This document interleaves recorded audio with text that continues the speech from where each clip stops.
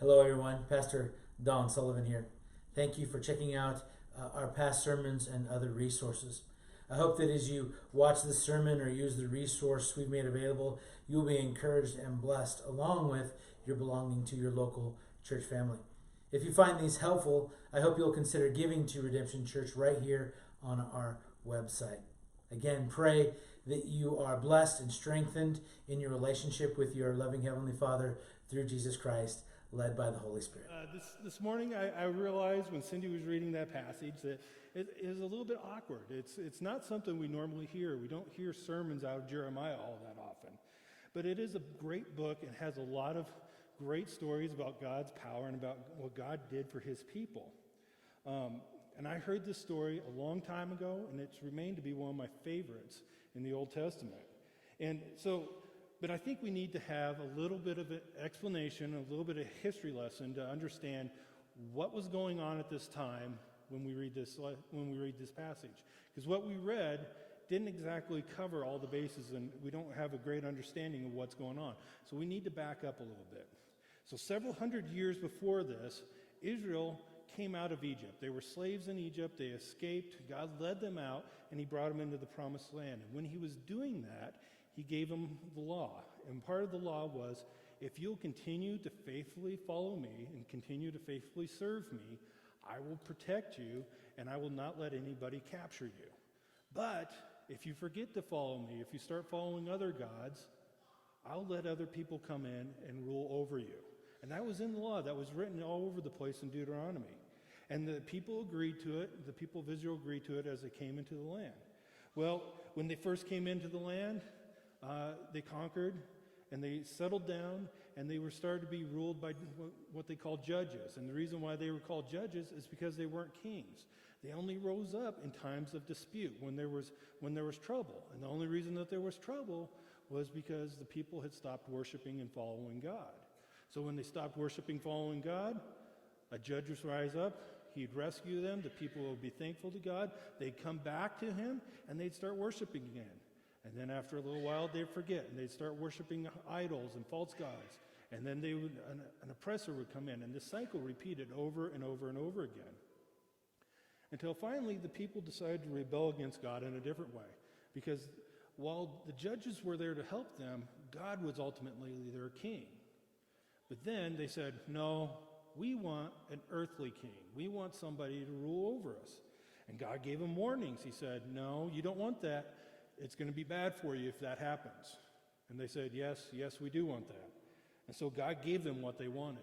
And so they had 3 kings as a united kingdom, and then they broke apart. And so it broke into 2 different countries. You had Israel in the north, the kingdom of Israel in the north, and the kingdom of Judah in the south. And when that happened, the northern kingdom of Israel had their own king, and it was just one bad king after another bad king. They worshipped idols, they sinned against God, they did not follow God at all. And so God kept to his words, he kept to his promises. He said that if you don't follow me, I'm going to give you over to be conquered. And they were conquered by the Assyrians and dragged off, and they were never to be a nation again. But the kings of Judah weren't necessarily that bad. They did have some bad kings, but they also had some good ones. And while this was going on, they'd have a good one, and then they'd have some bad ones. And then they'd have a good one, and then they'd have some bad ones. And this cycle repeated until God finally just got fed up with them. And after the last good king they had, God started to move to have them let them be conquered too. And so what happened was the Egyptians came up and they captured the king, and then they set in place a different king, a puppet, somebody that would do their will, named Jehoiakim. I think I got that right. Let me look. Yes, Jehoiakim. And then the Babylonians came along and they said, no, you can't have that. They're stronger. So they came in and they took Jehoiakim and they replaced him with Jehoiakim. Yes, very similar. And then Jehoiakim ruled for about 3 months. And they're like, no, we don't like you. And they pulled him, they took him into captivity, took him back to Babylon. And they set up another puppet king named Zedekiah. And Zedekiah is the one that we were reading about. And if you didn't catch it from the story, Zedekiah had all the backbone of a sponge. He had no backbone, he had no morals, he was a very evil guy. And while he was king, he ruled for 11 years. And about 9 years into his rule, he decides that he's going to get a spine and he rebels against Babylon. Well, the problem with doing that is he didn't have God on his side. This rebellion was just due to fail from the very beginning. And so he rebelled against Babylon, and about a year into this, about a year and a half into this, is where we find this story. Jeremiah was a prophet, and he was about 60 years old at this time, and he'd seen all sorts of things go on. He'd seen the bad kings of Israel, of the northern kingdom, and he'd seen them fall to Assyria. And he'd seen the good and bad kings of Judah, and he'd seen everything coming. And God warned him. He said, look, Judah's going to fall. Jerusalem is going to fall. The capital is going to fall. It's going to burn. And people are going to be dragged off, and they're going to be captive. And this was the message that Jeremiah was preaching at the time of this story. He was preaching that Jerusalem was going to fall, and that it was going to be burned. And this made him so popular with the ruling class, right? If you're preaching against them, guess what? The ruling class isn't going to like them.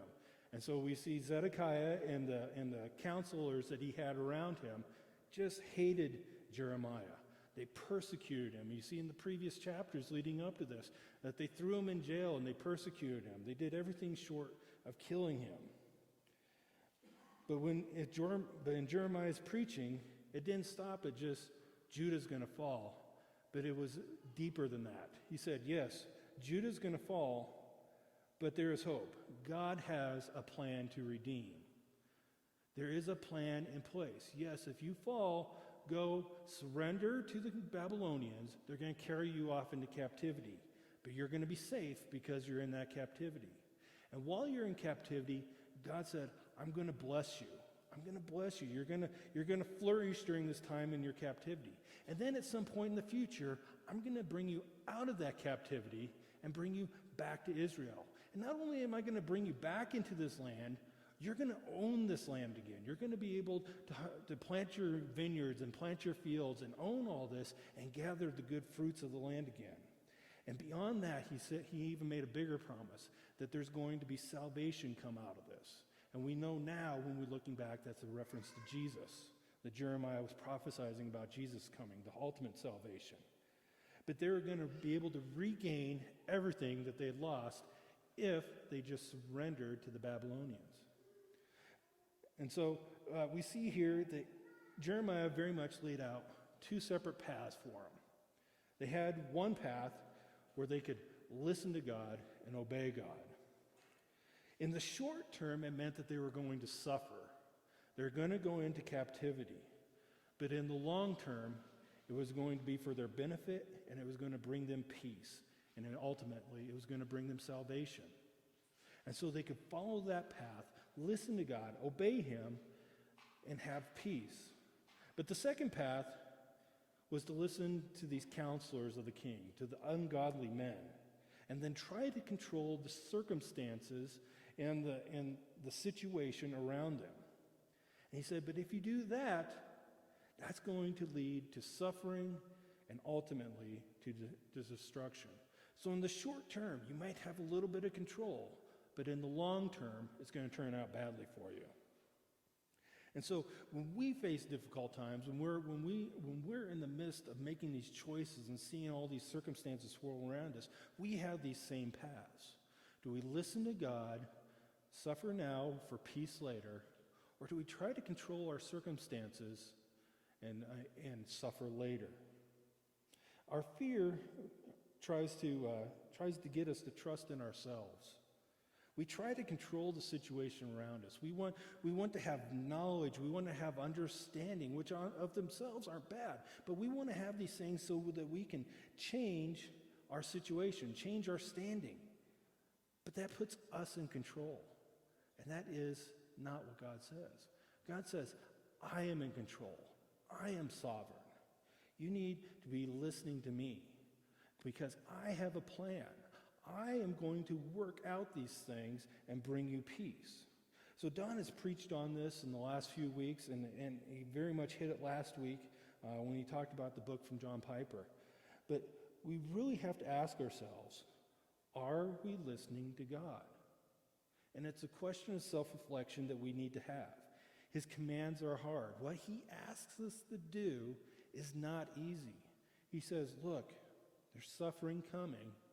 Are you going to suffer, or are you going to try to take control and do it yourself? Are you going to trust me, or are you going to trust yourself?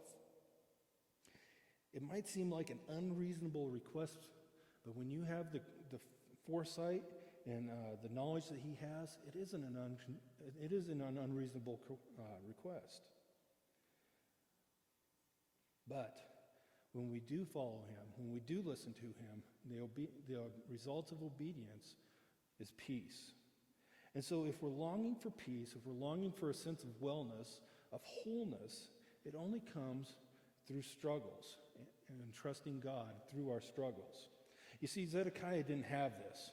He let his fears control him. He chose to listen to the evil men. He chose to listen to his counselors, and he let his fear control him.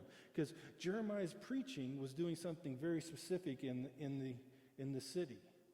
It was, I forget how the passage says it specifically, but it says, it is weakening the hands of the soldiers. Well, we don't call it weakening the hands anymore. We call it morale, right? If you've ever been in a group, you say the morale of the group is falling or the morale of the group is strong. Well, that's what his preaching was doing. It was killing the morale in the city. Both the citizens and the soldiers were losing morale because he was preaching the truth, and they saw the suffering that was before him. So Zedekiah chose to believe the false voices. He chose to believe the misinformation that was being put out there so that he could win the siege. They are saying that, no, if we just hold out a little bit longer, we're going to win. The Babylonians will go away. That wasn't true. He bowed to the pressures of his officials, and he tried to boost the morale by throwing Jeremiah into the cistern. Now, I don't know if you guys know what a cistern is. I'm going to assume you do, but I'm going to tell you anyways, all right? A cistern in the Middle East was usually this huge underground cavern that was carved out of rock. And what they would do is that they would literally carve down into the rock, and they'd put water in there to hold water for the dry seasons. So when it was raining, they would build channels, and they'd funnel all the water into certain areas, and then they'd pick it up with buckets and go dump it in this cistern. And so these cisterns were huge. They'd be anywhere from the size of a room in your house to the size of your house, holding thousands and thousands of gallons of water.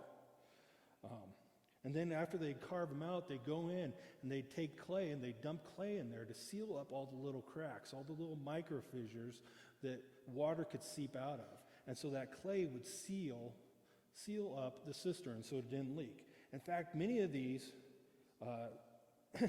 cisterns were so good. There was one that they had recorded that was still about half full of water when the Romans conquered the city in about AD 70. And that cistern finally dried out in the middle of the 20th century. So it held water for over 1,800 years.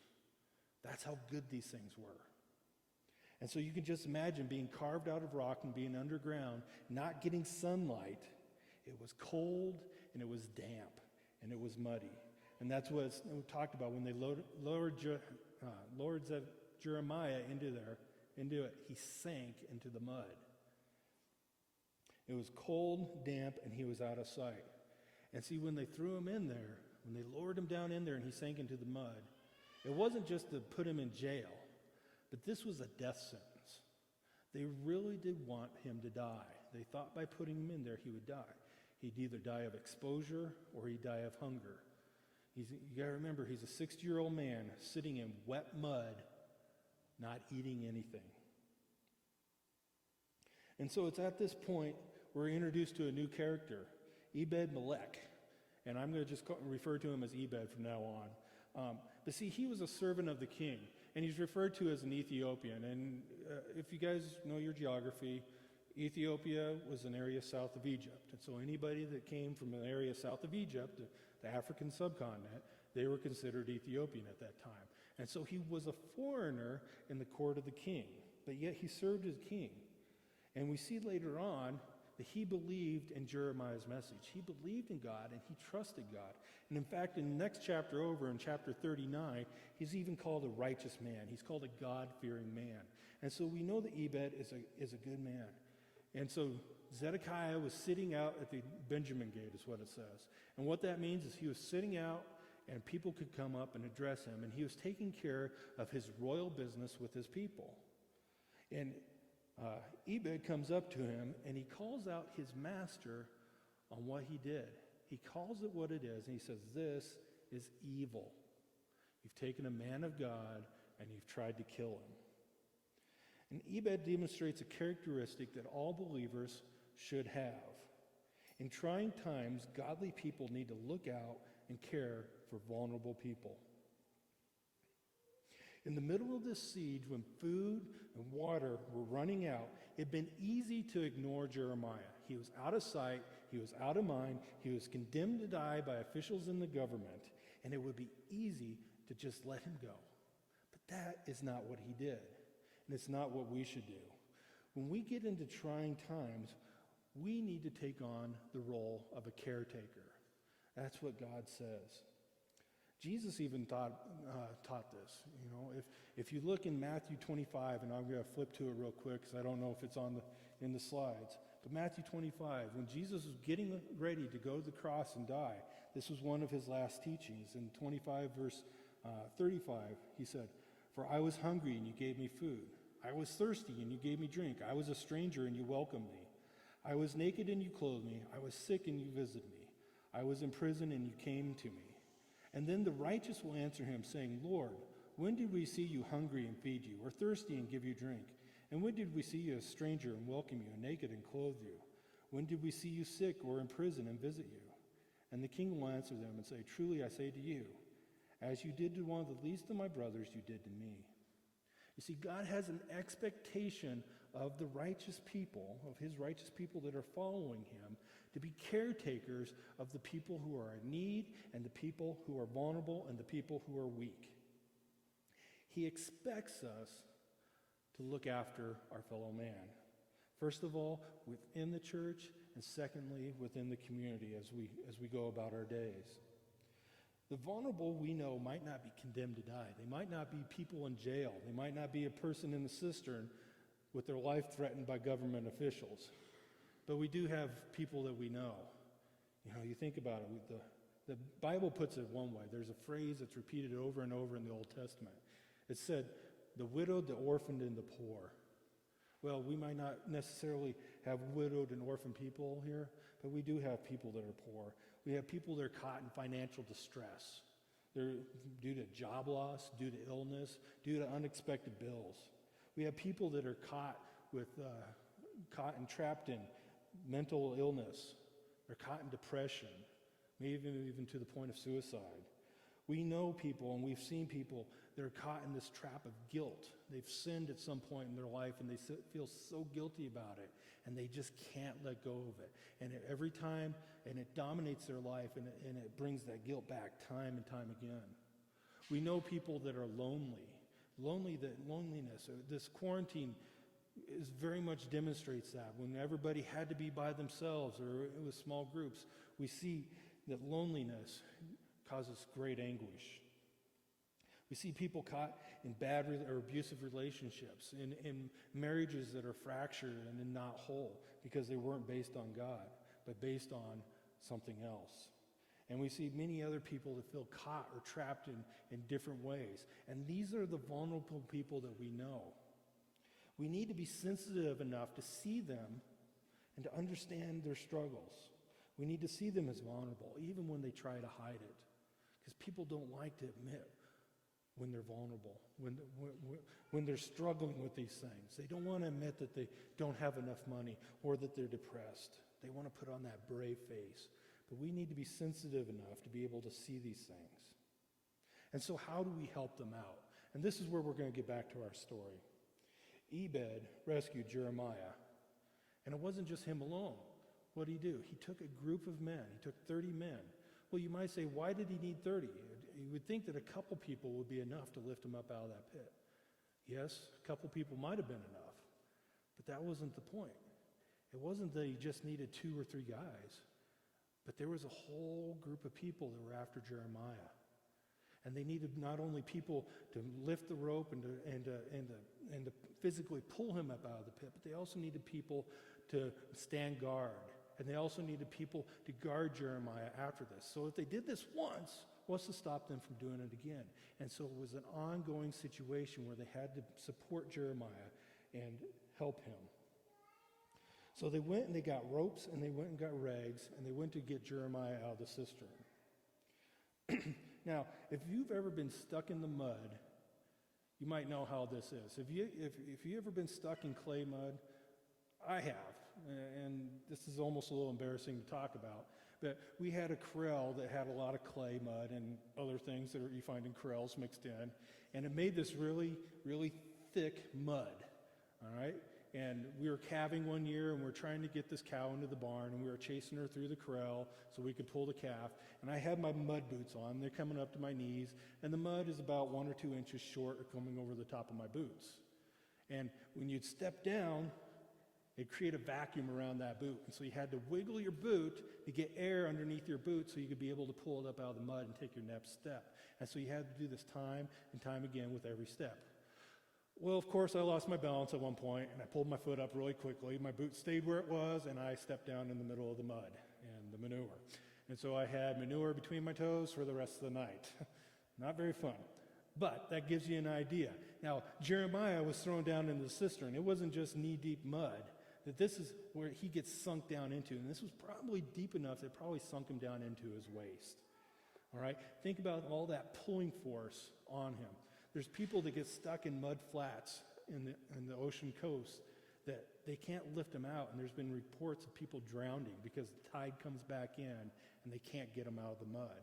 This is what Jeremiah was in. He was in this deep, deep mud. And so they lowered this rope down to him, and they have a problem. You think a 60-year-old man that's been exposed to the cold for hours, if not days at this point, would be able to hold onto that rope tight enough to be lifted out? No, probably not. It would rip the skin off his hands. And so they put a loop in it, and he'd put it under his armpits, and they'd pull that way. Well, again, what would it do? It would bruise him. It'd rip the skin. It'd rip the clothes. It might even dislocate his shoulder because they're having to pull on him so hard. And so what do? They send down rags also, and they wrap the rope in rags, and he puts that under so there's padding on the rope so it doesn't rip his skin, it doesn't bruise him, and it doesn't dislocate something. The rags were used to pad the rope. This is the example of how we are to help vulnerable people. First of all, we don't do it on our own. We do it as a community. We do it as a church. We have this idea, especially in America, that we need to have individual heroes. The superhero movies are very much the rage, and we see the one lone strong person being able to defeat the bad guy. Well, that's not how the church is set up. That's not how life works. When we have vulnerable and hurting people, they don't need just one person to come in and rescue them. They need one person to give them a hand, and another person to give them another hand, and other people to help pull them up out of their situation and to be there as a support system. They need to guard them, they need to lift them, and they need to continue to support these vulnerable people all around. It takes a group, and that's why we are a church. We are a community, and it is part of our responsibility as a family, as a church, to surround these people with love and able to support them, help guard them, and lift them up out of their situations. But we also see we lift with padding, and that padding is mercy, gentleness, and empathy. And it's hard to imagine, but these are the things that we need to have. When somebody's stuck and they have their pride and they don't want to admit that they're in trouble. Why? Because they think that they'll be judged. They think that they'll be condemned. They think that we'll look down on them. But that's not what we're supposed to do. We're supposed to have mercy with them. We're supposed to be gentle, not supposed to judge them. We need to understand them in their troubles and let them know that they can escape it and be safe. So if we take this story and we take the lessons that we learn from it, how does this apply to our lives? Well, first and foremost, we need to actively seek God and seek His will. We need to be trusting Him through our trials and our sufferings, and we need to be able to draw close to Him. The Bible says that if we draw close to God, He will draw close to us. And when we draw close to Him, it builds trust, and we start shedding the fears that we want to have, that we so desperately want to hold on to, the fears of being in control and not knowing. And we shed those fears, and as we shed those fears, we trust God more, and as we trust God more, He draws closer to us. And it's a cycle that perpetuates, and we continue to draw closer and closer to God. And this cycle ends with peace. We have peace of mind, peace of heart. And the biggest reason why we need to do this is because once we enter into this cycle, once we are next to God, once we have that trust and that peace, we're there so that we can lead other people into it. You can't go a place that you can't lead people into a place that you've never been. When they were scouting the frontier in America, they'd hire scouts. The scouts that they would hire were often people, either Native Americans or fur trappers or something, that had already been to these areas, that knew the trails, that knew where they were going, that knew where the water holes were. That's what we need to do. If we know peace, if we know how to trust God, we need to be able to take other people into that with us. Secondly, we need to be on the lookout for vulnerable people. We need to take notice of people. How often is it that we pass by and we don't pay attention to the people around us? We need to take notice of people in our church that are absent. We need to take notice of people who are struggling. We need to take notice of people who distance themselves from other people. Because all these are signs that something's going on and that we need to be able to step up and help them. And part of doing that is to ask personal questions. Now, we need to be careful here because asking personal questions can be perceived as prying. But we need to know these things so we can help. The best example I've ever seen of this was actually in a movie that recently came out. Cindy and I watched it a while ago. It's called A Beautiful Day in the Neighborhood. And if you haven't seen this yet, it's a biopic about Mr. Rogers. And in this, there's this one scene where this guy was going to interview Mr. Rogers, and he sits down, and he's got a black eye. And Mr. Rogers asks him about it. And he responds, he tells him the story about it. I'm trying not to give away any spoilers in case you want to watch it. But he responds, and Mr. Rogers empathizes with him. And he goes, "Oh, that's terrible." And he asks another question. And again, after the guy answers, who was supposed to be doing the interview, Mr. Rogers was asking all the questions and finding out about this man and about all the hurts that he has in his life. And from what I've read and what I've seen, Mr. Rogers actually did this. And it frustrated all the people that ever interviewed him to no end. But it's how he got to know people. It's how he got to know their hurts. It's how he got to know their struggles. He questions, he listened, and he responded with empathy. And then he asked more questions. He actively listened and kept going to get to know the people and know how he could help them. We need to take a genuine interest in vulnerable people. And lastly, we need to extend mercy, gentleness, and empathy through our words and through our actions. So often we are quick to judge, we're quick to condemn people for whatever reason. We see an article posted on Facebook, we see it in the news, and we go, "Pfft," or we post it, and we make some snide comment, or we talk about it with our friends and we condemn it. Well, it's easy to criticize, but we need to be careful how we criticize, because that's not our main point. Our main point in being here and talking to people is to share the gospel. And when we are quick to criticize and when we're quick to judge, that puts people on the defensive, and they back off, and they don't open up, and they don't share. And that's the vulnerability that we need to talk to. And we need to be calm and rational in our discussions. We need to have wisdom in our speech. And in fact, in our book study of James recently, in James 3:17, it talks about this. It says, "But in wisdom is from above, is first pure, then peaceable, gentle, open to reason, full of mercy and good fruits, impartial and sincere." All the things that we need to be come from having wisdom from God. And so we need to have this wisdom from God so that we're able to extend mercy, gentleness, and empathy.